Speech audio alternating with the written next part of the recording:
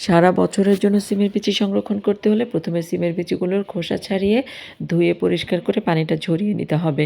পানিটা ঝরানোর পর চুলায় এভাবে পানি বসিয়ে দিতে হবে একটু বেশি পরিমাণে, আরেক হাঁড়িতে ঠান্ডা পানি রাখতে হবে। যে হাঁড়িতে গরম পানি আছে, চুলা জ্বালানো, পানিটা বলক এসে গেছে, ওই হাঁড়িতে অল্প একটু হলুদের গুঁড়া দিয়ে দিতে হবে। আর তারপর সিমের বিচিগুলো দিয়ে এভাবে 2 মিনিট ঢেকে রাখতে হবে। 2 মিনিট পর যখন পানিটা বলক এসে যাবে তখন এর থেকে সিমের বিচিগুলোকে ছেঁকে তুলে নিয়ে ঠান্ডা পানিতে রেখে দিতে হবে। ঠান্ডা পানিতে রাখার পর পানিটা 2-3 বার পাল্টে ধুয়ে নিলেই সিমের বিচিগুলো সম্পূর্ণরূপে ঠান্ডা হয়ে যাবে। আবারও সিমের বিচিগুলো থেকে পানিটা ঝরিয়ে নিতে হবে আর তারপর একটা বড় ধরনের সুতি কাপড় ছড়িয়ে দিয়ে তার উপরে সিমের বিচিগুলো এভাবে ছড়িয়ে দিতে হবে। প্রয়োজন হলে ফ্যানটা ছেড়ে দিতে হবে। তারপর আধা ঘন্টা পরে সিমের বিচিগুলো খুব সুন্দর পানিটা শুকিয়ে যাবে। আর তারপর এই সিমের বিচিগুলোকে আবারও একটা বোলে নিয়ে নিতে হবে।